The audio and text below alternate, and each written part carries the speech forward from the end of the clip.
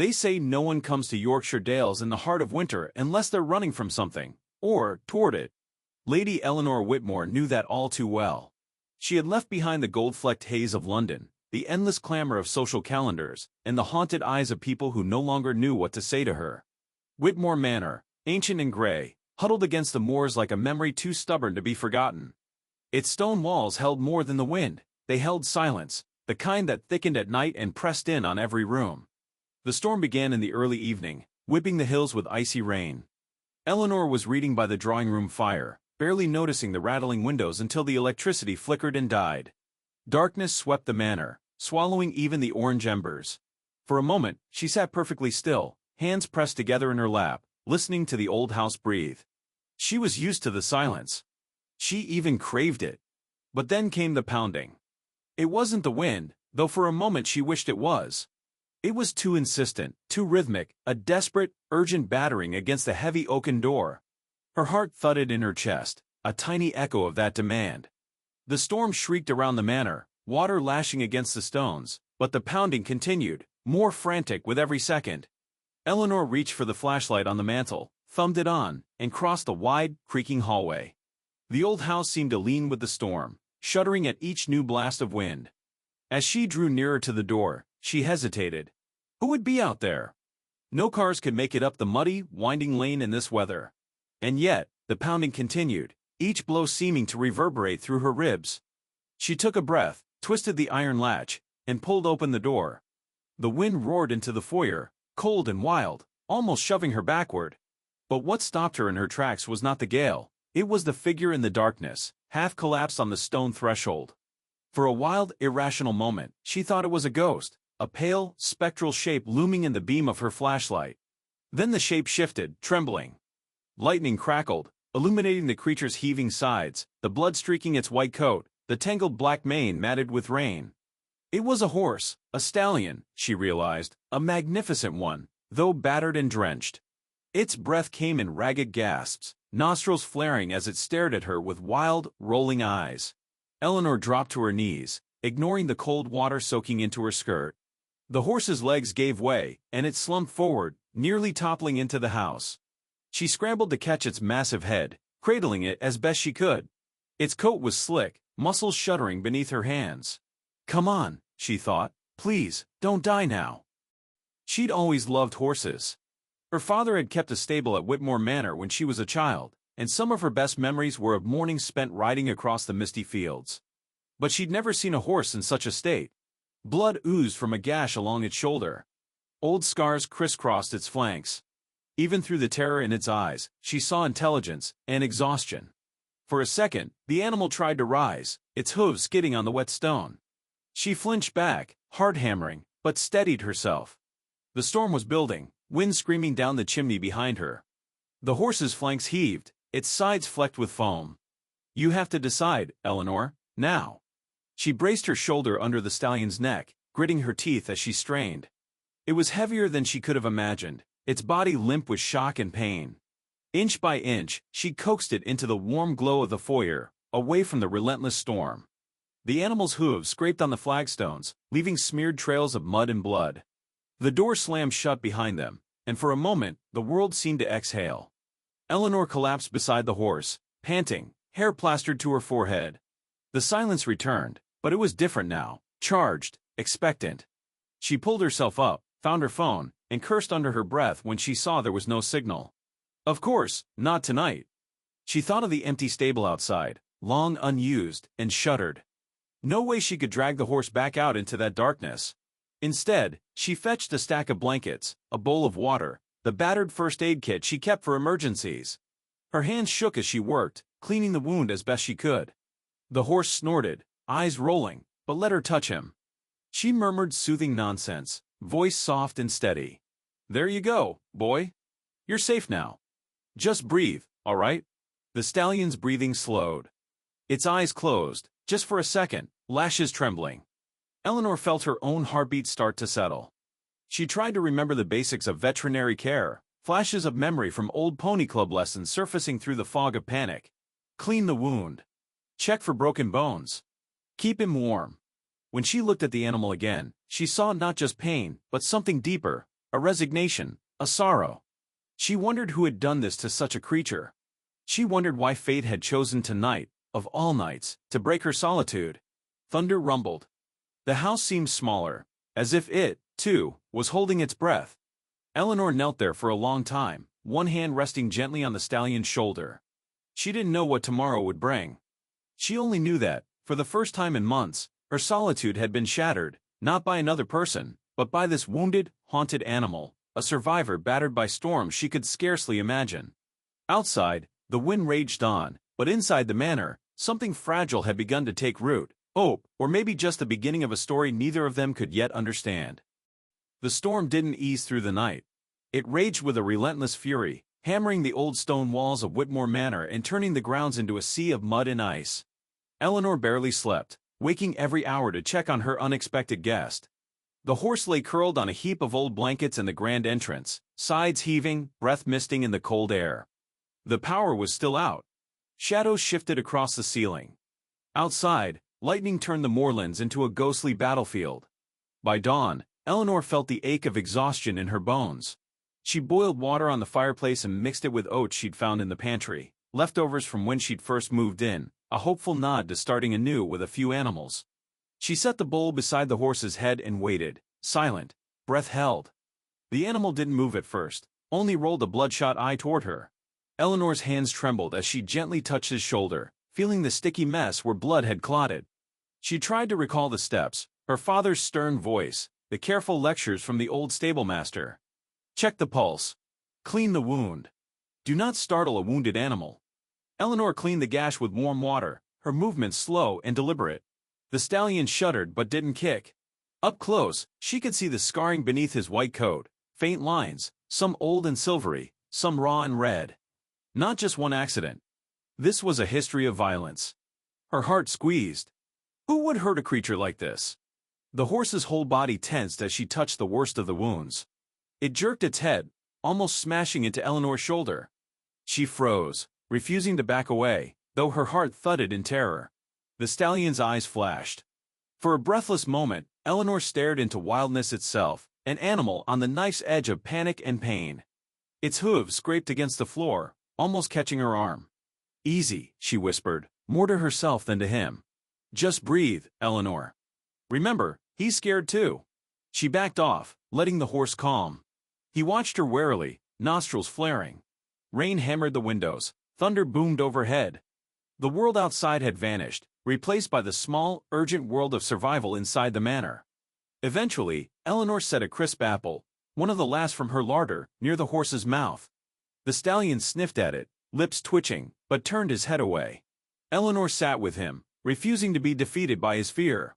She pulled up a chair, exhaustion wrapping around her shoulders, and talked in a low, steady voice. Are you hungry, old boy? I know you don't trust me yet. Can't blame you. Not after what you've been through. A full hour passed before the horse, tentative and trembling, reached for the apple. His teeth crunched it, juice running down his chin. Eleanor smiled, a fragile relief. Something had shifted between them, a first spark of trust. But then, as she moved to refill the water bowl, the horse reared back suddenly, eyes rolling, nostrils wide. His hooves thudded against the marble floor, one narrowly missing Eleanor's hip. She stumbled back, catching herself on the hall table. The stallion's panic was a living thing, swirling through the foyer like the wind outside. Eleanor stood her ground, refusing to give in to fear. She spoke again, softer, steadier, never taking her eyes off the animal. It's all right. I'm not going to hurt you. Slowly, breath by breath, the horse calmed. Eleanor's mind raced through everything she knew of animal behavior. What had set him off? She studied the wounds again and realized something chilling. These weren't just the marks of a single accident. Along the horse's flanks were raised welts, old scars crisscrossing newer ones. Some wounds were perfectly straight, thin lines where skin had split under something sharp. Others were round, angry bruises, too regular to be caused by a fall. It hit her, sudden and cold. Whip marks. Spur wounds. Someone had beaten this horse, repeatedly. Eleanor felt rage rise in her chest, mingled with sorrow. The world of competitive racing was brutal, she knew, but she had never imagined something like this. This stallion, once a creature of beauty and power, had been reduced to a shivering outcast, left to die in the storm. She thought of her own exile, the way grief and scandal had driven her from the world she once knew, and for a moment their stories blurred at the edges. "You're a survivor," she whispered, voice thick. "Just like me." She worked the rest of the morning by his side, coaxing him to eat a few handfuls of oats, cleaning each wound with what little antiseptic she had. The horse watched her every move, muscles tense, but no longer tried to flee. By afternoon, the worst of the storm had passed. Eleanor risked opening the front door to let in fresh air, shivering in the lingering cold. Sunlight streamed through the clouds, slanting across the horse's battered body. For the first time, she saw the beauty beneath the scars, a proud arched neck, legs built for speed and grace, the regal sweep of his white tail. She wondered who he had been before, and what had brought him to her door. A distant memory surfaced, her father, standing in the old stables, telling her the story of legendary racing horses, animals worth a king's ransom, but discarded the moment they failed. Her fists clenched.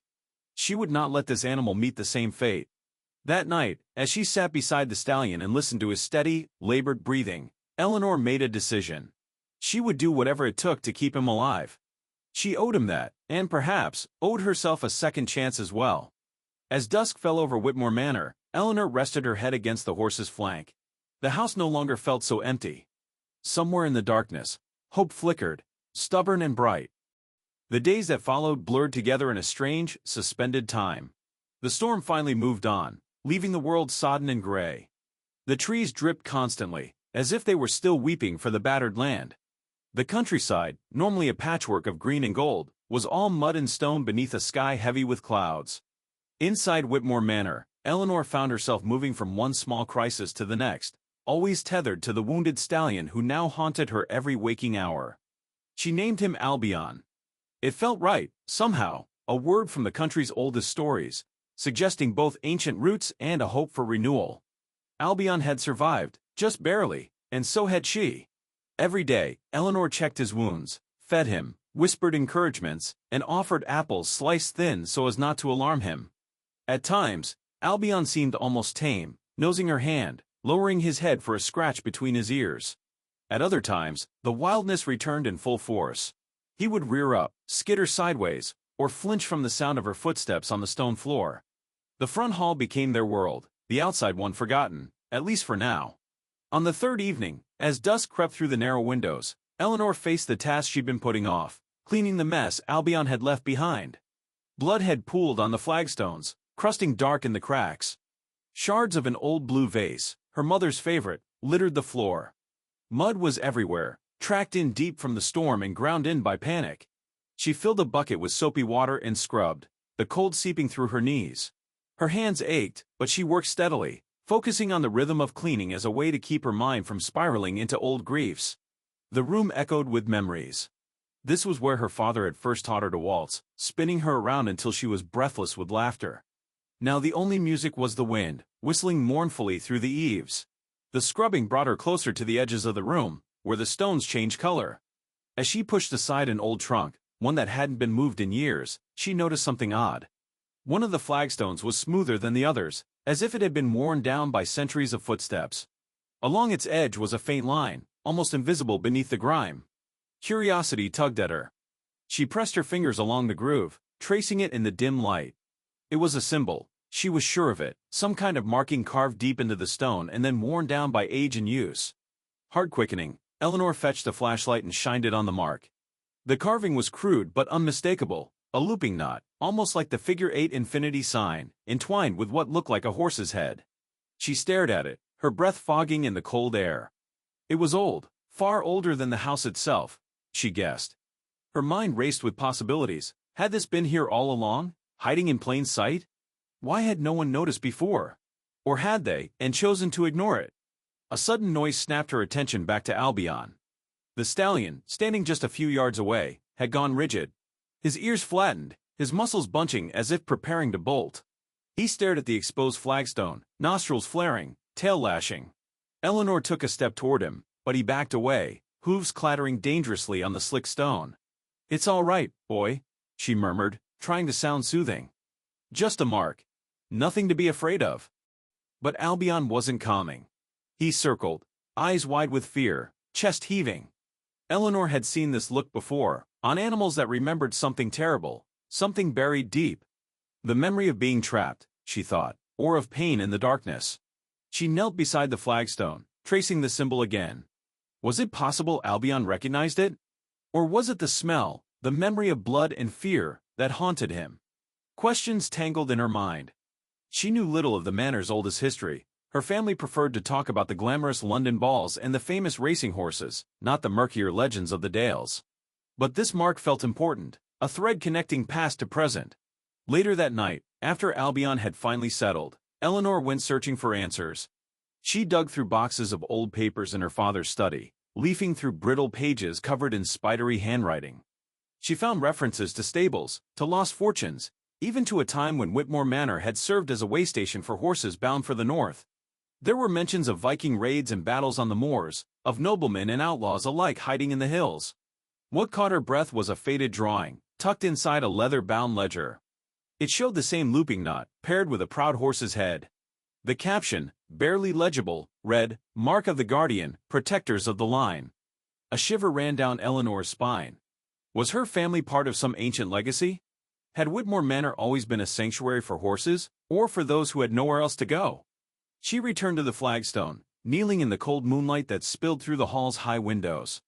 Albion lay nearby, head on his folded legs, eyes half closed but still watchful. Eleanor reached out, running her hand along the ancient mark, feeling its ridges beneath her palm.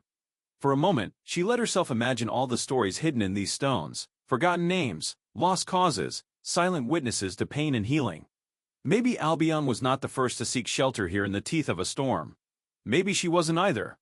That night, as wind rattled the windows and moonlight painted strange shapes on the walls, Eleanor felt the weight of history settle around her shoulders.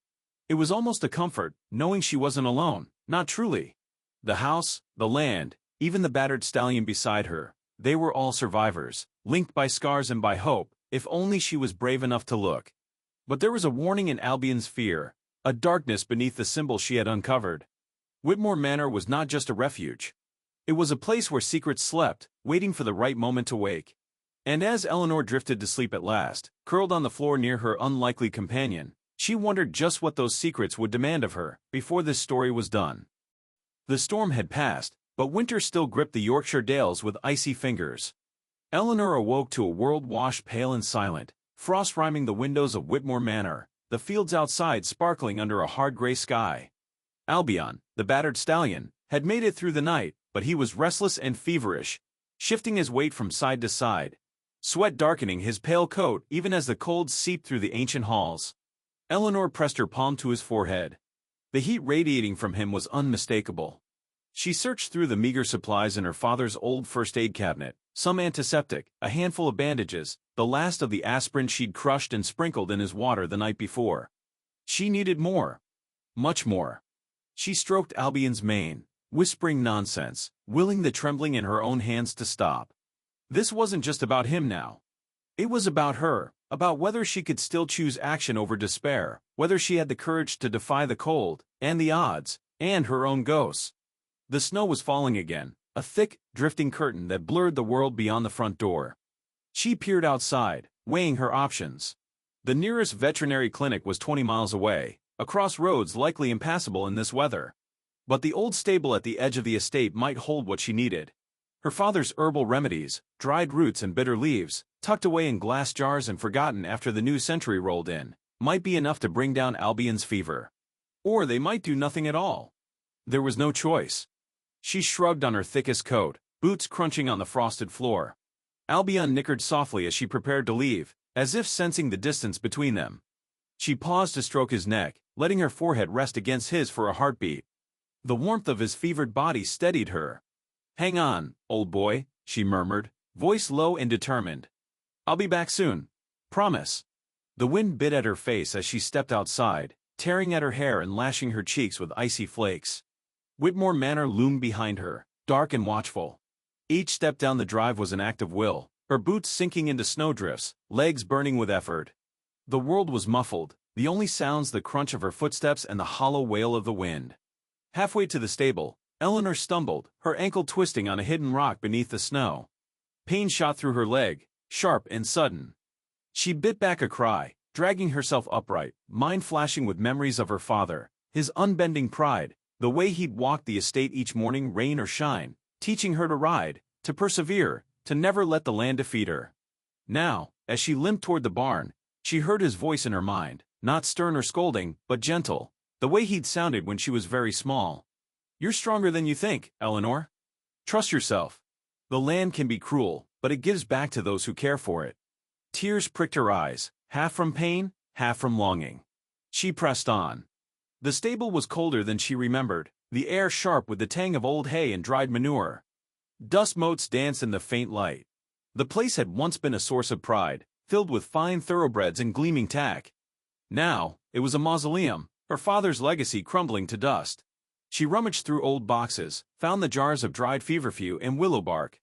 She remembered the way her father had brewed them for colicky foals, his large hands gentle as he measured out the herbs. She gathered what she could, stuffing the jars into her coat pockets. On a dusty shelf, she found a faded tin of liniment, the label nearly worn away, and a rusted tin cup. It would have to do. As she turned to leave, her gaze caught on a battered photograph tacked to the stable door.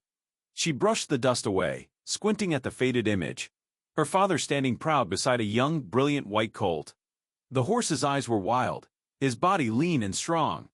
A note scrawled beneath in her father's bold hand, "Albion, the pride of Whitmore, 2012. Eleanor's breath caught in her throat. This couldn't be a coincidence. The horse in the photo was younger, but unmistakable, her battered survivor, years before scars and heartbreak had driven him to her door. Albion had been Whitmore's once, then lost, or sold, or abandoned in a moment of desperation. The old shame flickered in her chest, her father's debts, the silent auction, the cruel necessity that had scattered their horses to the wind. She realized, with a hollow ache, that Albion's exile mirrored her own. Both had been cast aside, left to fend for themselves in a world that no longer wanted them. Armed with this new resolve, Eleanor braced herself and limped back through the storm. The wind nearly tore the jars from her pockets, but she held on. Her breath burned in her lungs, sweat freezing on her brow. By the time she reached the manor, her hair was stiff with ice, her hands numb. Albion was waiting, standing but swaying on his feet. Eleanor wasted no time. She brewed the bitter tea, coaxed him to drink, rubbed liniment into his trembling flanks. She whispered encouragement, voice ragged with fatigue but fierce with hope. As the night deepened, Albion's fever broke. He let his head fall into her lap, breathing easier at last. Eleanor stroked his ears, tears running down her face, mingling with the salt of old regrets and the relief of this small victory. In the silence, she made herself a promise. She would never abandon Albion again. Whatever storms came next, within or without, she would stand her ground. For the first time since her father's death, the walls of Whitmore Manor felt less like a tomb and more like a sanctuary. And somewhere in the darkness, a new chapter began to take shape, one born of pain, but rooted in the stubborn, healing power of hope. The days after Eleanor's desperate journey blurred together in a rush of fevered care, small triumphs, and the slow, stubborn return of strength, both for Albion and for herself. The storm outside finally relented. Sunlight filtered through the battered old windows, falling in gold puddles across the foyer where Albion rested on a thick bed of blankets and old stable rugs. Eleanor barely left his side. She learned to read his smallest cues, a twitch of an ear, the tightening of his jaw, the haunted look that still crept into his eyes when he thought she wasn't watching. One afternoon, as Eleanor changed Albion's bandage, a distant rumble broke the quiet of the manor. At first, she thought it was thunder rolling over the hills, but the sun was shining, the sky awash blue. The sound came again, closer, more mechanical, the unmistakable growl of an expensive engine laboring up the gravel drive. Eleanor stiffened. Hardly anyone visited Whitmore Manor unannounced. Anxiety prickled along her skin. She crossed to the window just in time to see a glossy black Range Rover crest the hill and pull to a stop beside the sagging stone gate.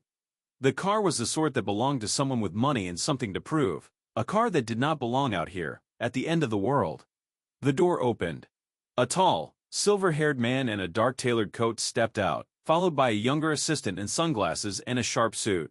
The man surveyed the manor with an air of distaste, as though the very sight of its weathered stones offended him. Eleanor's heart sank. She knew that posture, that face, Lord Richard Harrington, head of the Harrington Stables dynasty, and a figure never far from society pages or scandals. Harrington was a man her father had once called a vulture in a velvet waistcoat, a master of the racing world, ruthless and charming in equal measure.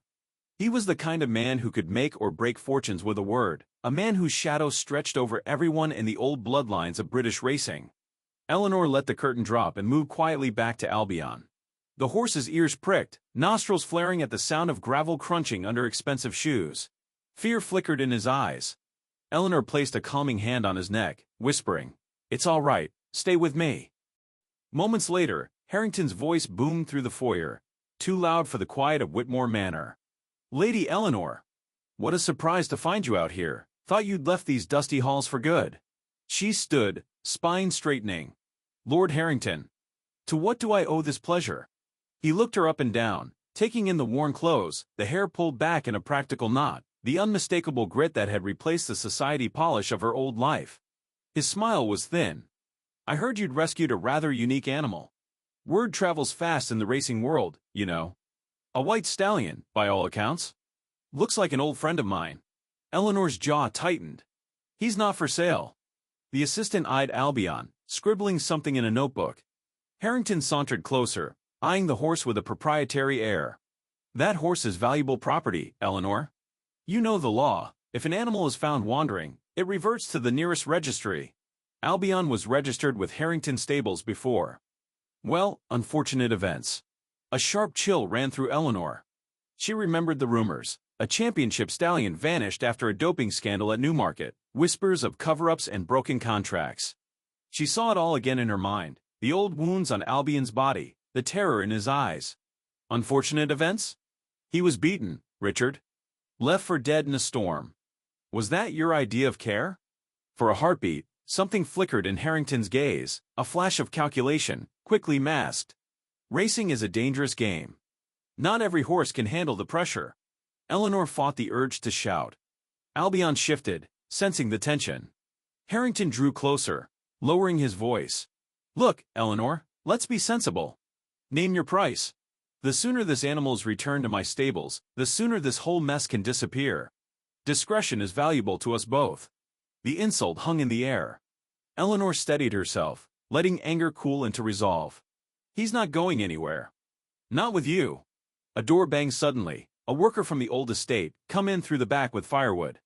Albion startled violently, rearing up, hooves striking the air. Eleanor grabbed his halter, voice low but commanding. "Easy, boy. I'm here. You're safe." But the damage was done. Albion's panic was full and raw, eyes rolling, flanks quivering. Harrington stepped back, expression souring. "See what you're dealing with? Dangerous, unmanageable. You'll regret this, Eleanor. The board will hear of it." With that, he swept out, assistant trailing behind. The door slammed, and Eleanor was left in the echoing silence, heart pounding, adrenaline still racing.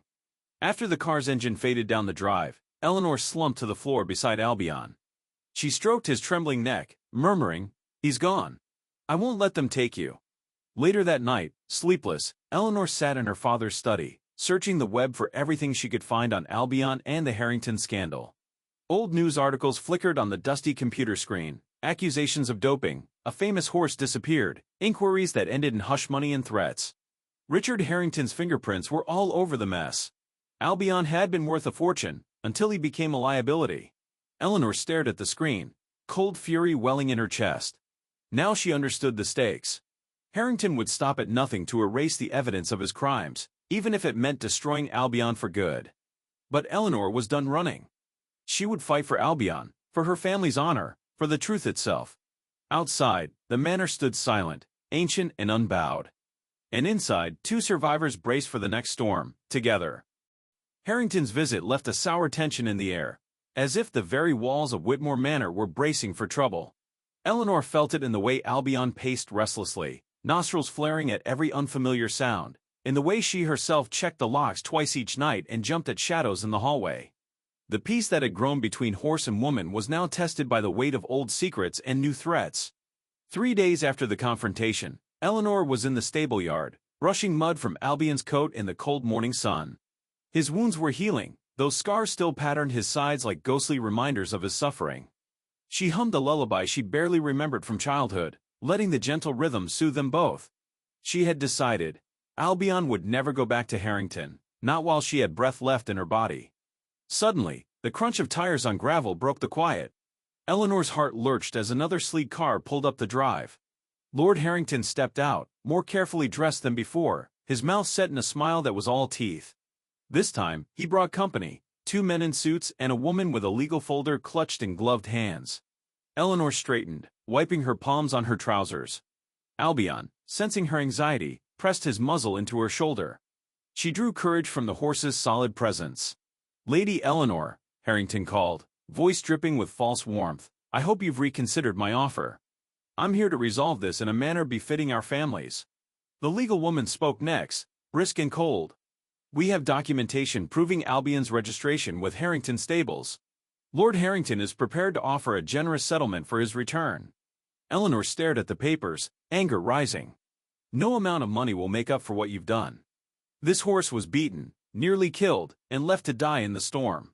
You think you can sweep that away with a check and a signature?" Harrington's mask slipped, revealing the impatient, ruthless man beneath. "Careful, Eleanor. That's a serious accusation. Racing is a harsh world, injuries happen. But I am offering you a way out. Take it, or Albion goes back to the authorities." At that moment, Albion snorted, stamping a hoof. Eleanor felt his body tremble with tension. Suddenly, as if he understood every word, the stallion wheeled around, broke free from her loose grip, and charged toward the group at the gate. Suits scattered, Harrington swearing as Albion reared, white mane flashing in the winter light. For a terrifying instant, Eleanor saw disaster, Albion, wild with fear, hoofs slicing the air just inches from Harrington's chest. The legal woman shrieked, dropping her folder, papers flying into the mud. Harrington stumbled backward, face twisted with shock.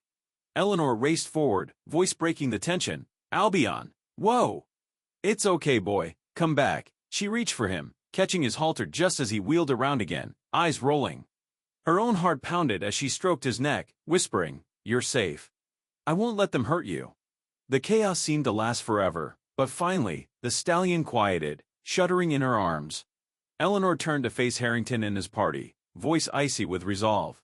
"You see how he reacts to you? That's not the mark of a horse who was simply injured. That's the mark of a survivor, one who remembers exactly who hurt him." Harrington's face reddened, but he covered it with a sneer. "This is your last chance, Eleanor. If you force me, I'll involve the authorities, and believe me, I have friends in high places." Eleanor squared her shoulders. "Do what you have to do. But you'll have to go through me first." Harrington glared at her, then at Albion, then stalked back to his car. His entourage followed, their threats hanging in the cold air. Eleanor watched them go, legs trembling, barely able to believe what had just happened. When the dust had settled, she led Albion back to the stable, her hands shaking as she closed the gate. She pressed her forehead to his, letting his warmth ground her spinning thoughts. "We did it," she whispered. "They won't take you. Not while I'm still standing." But even as she said it, Eleanor knew the fight was far from over. Harrington would not give up. He would use every connection, every trick, to reclaim Albion and erase the evidence of his cruelty. That night, Eleanor sat alone in the manor's old library, going through her father's journals. She searched for anything, any piece of law, any family secret that might help her keep Albion safe. In one battered volume, she found a note about a local historian, Sir Alistair Fenwick, who specialized in the symbols and traditions of the region. Her father had trusted him once, and his name appeared alongside stories of ancient protection and guardianship. A sudden idea struck her, a thread of hope, however slim. If she could prove that Albion was not merely a lost racehorse but a part of Whitmore Manor's legacy, if she could connect him to the ancient symbol carved in the stones, maybe she could protect him under the old rights that still held weight among the local elite. She wrote a letter to Sir Alistair that night, her words careful but urgent. "Please, I need your expertise. There's a symbol in my manor, one I think may be connected to our family and to a white stallion who needs help. I believe it could save us both." As she sealed the envelope, Eleanor looked out into the night. The moon hung low over the frozen fields. Albion slept in the barn, finally at peace, but the shadows that prowled outside had only grown longer. Still, she was no longer alone. The fight had only just begun, and Eleanor felt the old Whitmore fire kindling inside her once more. A pale dawn broke over the Yorkshire Dales, and the world outside Whitmore Manor was washed in icy gold. Eleanor's eyes felt gritty from another sleepless night, her mind circling with fear and what-ifs. She had little hope her letter to Sir Alister Fenwick would yield anything soon, if it even reached him at all. Yet as she sat at the kitchen table, a mug of tea growing cold in her hands, the sound of tires on gravel startled her from her anxious reverie. A battered Land Rover pulled up beside the empty flower beds. A tall man in his 60s climbed out, coat flapping, scarf tucked tightly around a neck weathered by wind and years of outdoor work. He walked with a slight limp, but his bearing was proud. His face, lined and sharp, held an intelligence both keen and kind. Eleanor met him at the door, heart thumping. "Sir Alister Fenwick?" she asked, barely believing her luck. He gave a quick, deferential nod. "Lady Eleanor Whitmore. I received your letter. In truth, I was overdue for a visit. Your father and I had our share of midnight discussions about the old ways and the old stones." Eleanor led him inside, showing him the symbol she'd uncovered in the floor of the manor. Sir Alister crouched, peering at the ancient lines with a magnifying glass he produced from his pocket. The soft winter light caught the edges of the carving, the looping knot entwined with the horse's head. He traced the symbol gently, as if afraid to disturb something sacred. "This," he said at last, voice tinged with awe, "is the mark of the guardian. Anglo-Saxon in origin, likely carved here before your manor even stood. It's a sign of sanctuary, Lady Eleanor. Places that bore this mark offered protection to the horses of war, beasts too valuable to lose, but also too noble to be sacrificed for greed or glory. This estate, your family, was entrusted with their care." Eleanor's breath caught. I think Albion is tied to this place. He's not just any horse.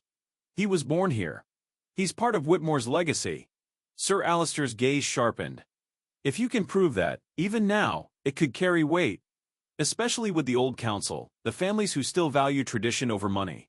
Harrington will try to crush you with the law, but you have something older on your side. Let me help." At that moment, Albion's restless whinny echoed from the barn. Sir Alister looked up, intrigued. "May I meet him?" Eleanor hesitated, then nodded. She led the historian out across the frozen yard to the stable, heart pounding in her chest. Albion stood in his stall, head raised, eyes wary. The scars along his flank looked stark in the winter light, but he held himself with the quiet dignity of a survivor. Sir Alister approached slowly, murmuring something low in Old English, a phrase Eleanor couldn't quite catch. Albion's ears pricked. For a long moment, horse and man regarded one another, the air thick with memory and something unspoken. To Eleanor's astonishment, Albion stepped forward, lowering his head. Sir Alister extended a hand, palm up. The stallion sniffed his fingers, then allowed the old scholar to stroke his nose. It was the first time Albion had let anyone but Eleanor touch him. A lump formed in her throat. She realized that for all her struggle, all her fear, she was no longer alone. She had found an ally who understood the weight of history, who saw Albion as more than a piece of evidence or a burden.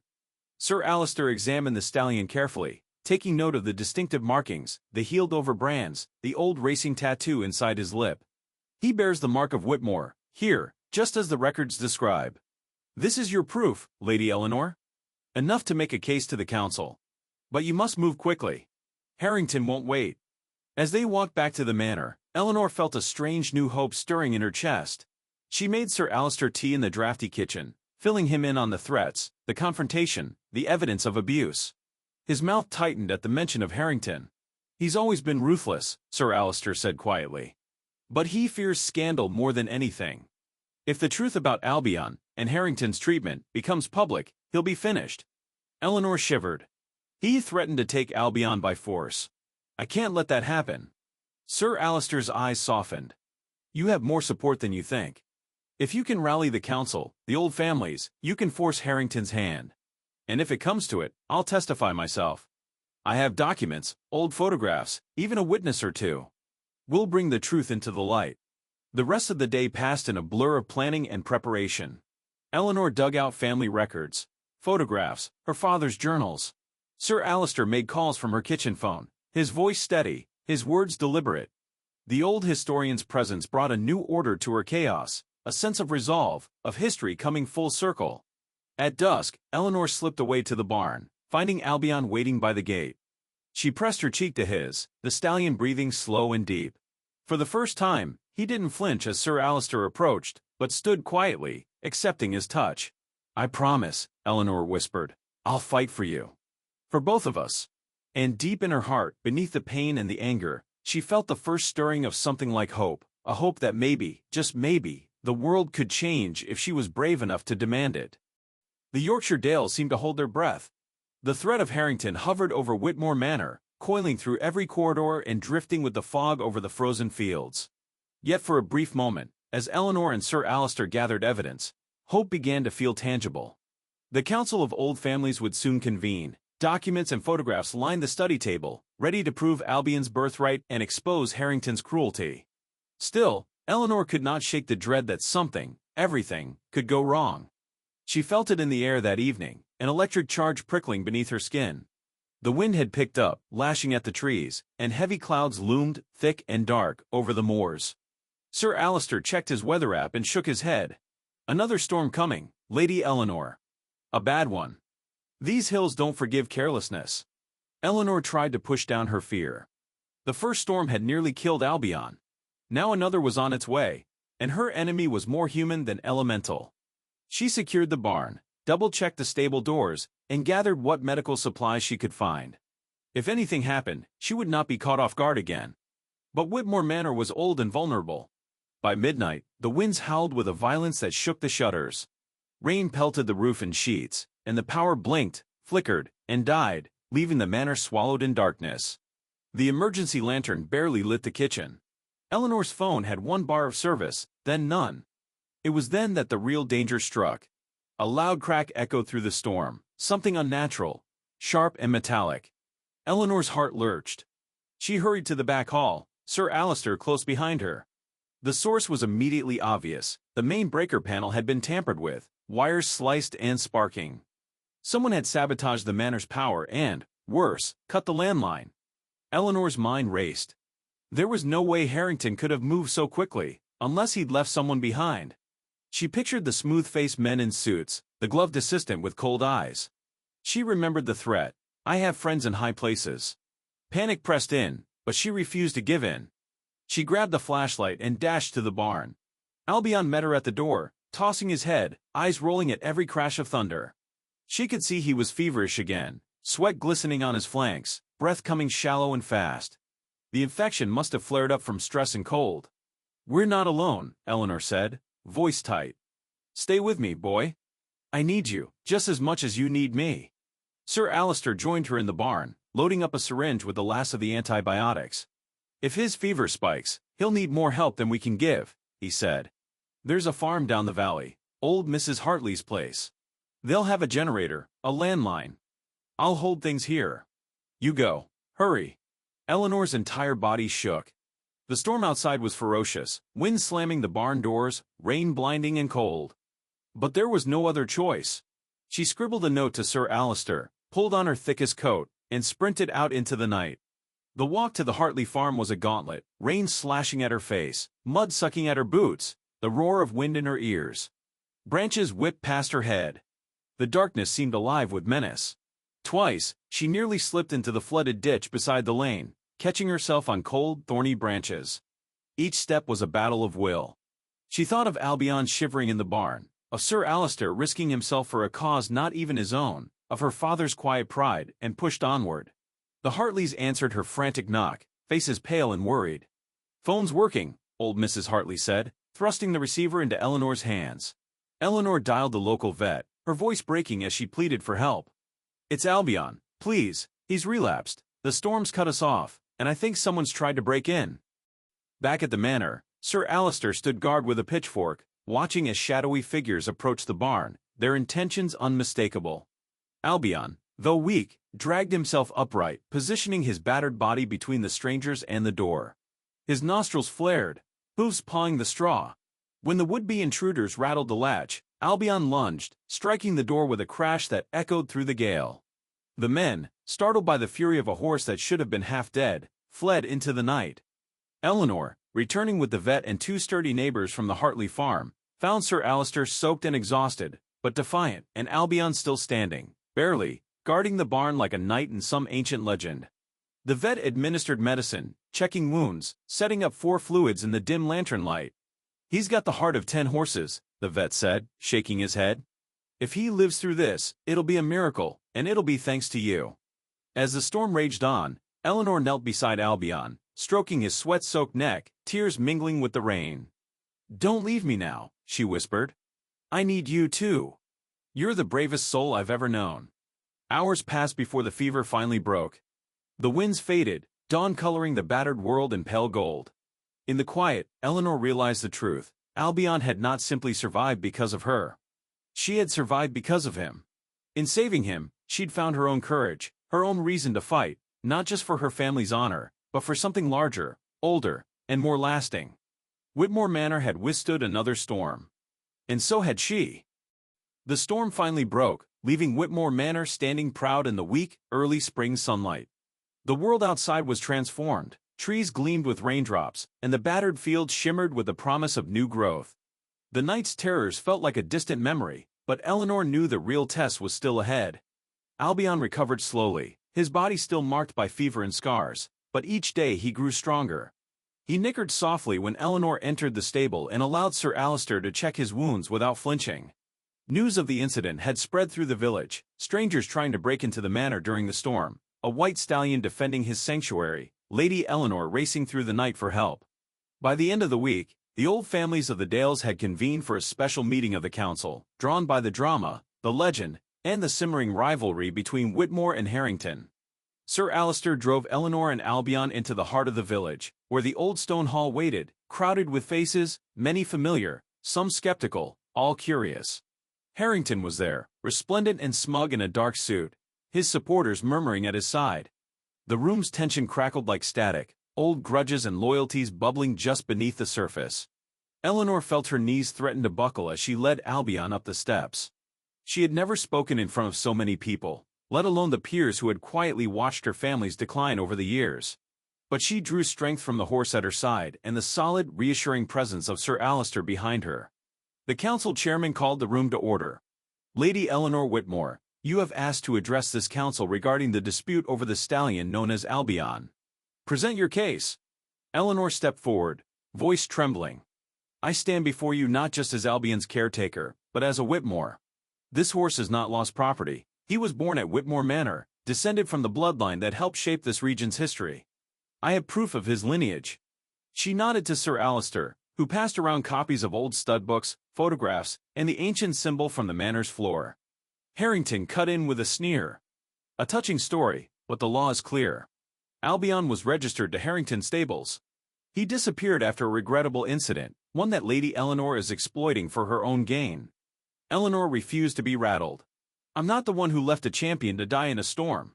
The marks on Albion's body are not from regrettable incidents, they are the evidence of abuse, of cruelty. I have veterinary reports, witness statements, and photographs. And Albion himself, look at him." She turned to the stallion, her hand shaking as she unfastened his blanket, revealing scars old and new. Gasps rippled through the crowd. Albion stood tall, white coat gleaming in the sunlight streaming through the hall's high windows, the mark of Whitmore visible in the lines of his body and the symbol tattooed inside his lip. Sir Alistair spoke next, his voice strong. "This horse, like this land, belongs to a tradition of honor and guardianship. The ancient mark carved in Whitmore Manor stones is the same as the one worn by Albion. The council's own records confirm it. This is not merely a dispute about property, it is a matter of legacy and justice." The chairman frowned, glancing at the assembled documents. "Lord Harrington, can you answer these claims?" Harrington's eyes glittered, but for once, his usual confidence faltered. He muttered about legal ownership, about misunderstandings and injuries sustained in training. But the crowd was restless now, the weight of history and testimony pressing in on him. Eleanor's voice broke the silence, soft but resolute. "You tried to buy my silence. When that failed, you sent men to intimidate us, to harm a helpless animal. But Whitmore will not be bullied. Not by you, not by anyone." A murmur of approval rose from the council. One of the oldest members, Lady Fitzgibbon, spoke up, her tone sharp. "We do not tolerate cruelty or cowardice in this hall. Lady Eleanor has shown courage, evidence, and respect for tradition. Lord Harrington, your actions disgrace this council." The decision came quickly after that. The council voted, overwhelmingly, to strip Harrington of his rights to Albion and to censure him publicly. Several families announced their intention to cut ties with his stables. The chairman declared, "The horse known as Albion will remain at Whitmore Manor, protected under the council's guardianship. Furthermore, an inquiry will be opened into Lord Harrington's conduct regarding animal welfare and intimidation." For a long moment, Eleanor stood frozen, the magnitude of what she'd accomplished crashing over her. Albion nuzzled her shoulder gently, as if sensing her relief. Sir Alister gripped her arm, beaming with pride. Outside, the crowd spilled onto the village green, news spreading like wildfire. Reporters snapped photos, children reached out to stroke Albion's muzzle, and Eleanor found herself at the center of a whirlwind she never could have imagined. For the first time in years, she was not simply the fallen heiress or the eccentric recluse, she was the defender of her family's honor, and the savior of a legend. As dusk fell, Eleanor led Albion home to Whitmore Manor, the whole village watching. She glanced back at the horse who had saved her as much as she had saved him, and knew that this victory was not just for them, but for every creature, every legacy, and every voice that refused to be silenced. Tomorrow would bring new challenges. But tonight, hope ran wild across the fields, free and unafraid. In the weeks after the council's judgment, Whitmore Manor came alive with a kind of energy Eleanor hadn't felt since childhood. Word spread quickly, not only through the Dales but across England. News articles circulated, heiress reclaims honor, saves legendary stallion, and scandal topples racing magnate. Strangers sent letters of thanks, asking for updates about Albion. The manor's mailbox overflowed with inquiries from journalists, equestrians, animal welfare advocates, and curious neighbors. Even the children from the village's primary school drew pictures of Albion and dropped them through the iron gate. But it was more than recognition or relief. Whitmore Manor itself seemed to wake from a long sleep. Sunlight poured through the windows, glinting off polished wood and old family portraits. Wildflowers reappeared along the hedgerows, and the scent of hay and warm earth drifted in through open doors. The place was no longer a mausoleum haunted by regret, but a living sanctuary, its doors thrown open, its story renewed. Eleanor had made a decision as final as it was joyful. Whitmore Manor would become a sanctuary, a center for the preservation of wild horses and the history of the noble lines that once ran across the English countryside. With Sir Alister's guidance and support from the council, she registered the estate as a protected heritage site and created the Whitmore Trust for Equine Heritage and Conservation. She hired a small staff of caretakers, many from families who had once worked for the Whitmores, and reached out to local schools and charities to bring children and visitors to the estate. On the center's opening day, a yellow bus rumbled up the lane, and a tide of children tumbled out, coats and boots flapping, faces lit by wonder. Eleanor greeted them at the gate, her hands steady and her smile bright, no longer hiding from the world but stepping fully into it. Albion was the star, of course. He seemed to know the day was special. His white coat gleamed in the spring sun as he galloped across the broad pasture, his mane and tail streaming behind him like a banner. Children pressed against the fence, breathless, eyes wide as Albion slowed to a trot and approached, curious and unafraid. Eleanor led the bravest forward, a little girl with a bandaged arm, and guided her hand to Albion's warm nose. The stallion stood perfectly still, accepting gentle strokes, his eyes soft and wise. The trust programs grew quickly.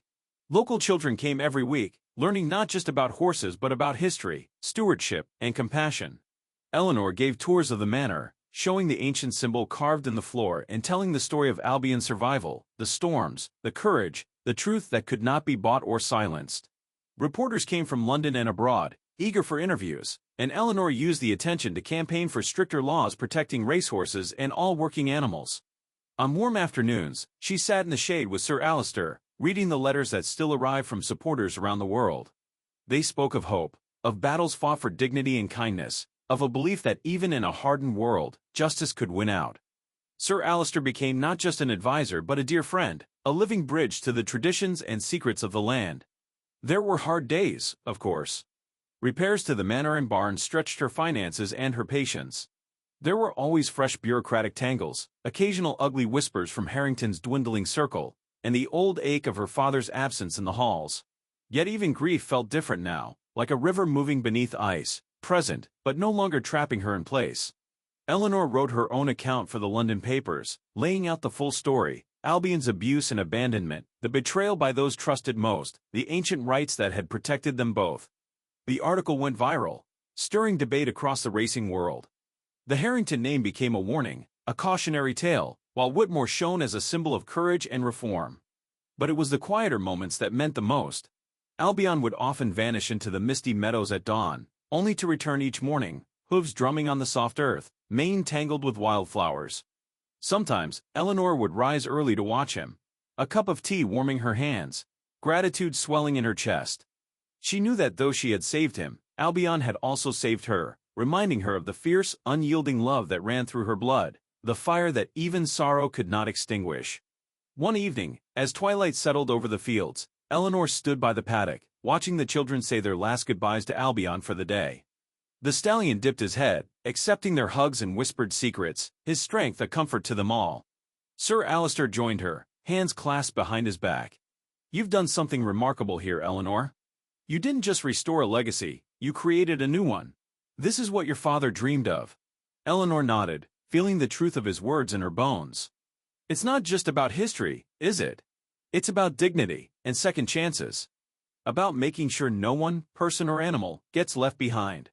They stood together in the gathering dark, the manor glowing warm behind them, Albion grazing quietly in the dusk. The world had changed, just a little, because two outcasts, one human, one horse, had refused to give up. As the stars bloomed overhead, Eleanor whispered a silent promise. She would keep this place safe, this story alive, for every soul who needed shelter from the storm. And in the gentle hush of night, the Whitmore legacy galloped free once more, unbroken, unforgettable, and wholly their own. Thank you for trusting me to bring this story to life. If you need anything else, summaries, YouTube titles, or further edits, just let me know.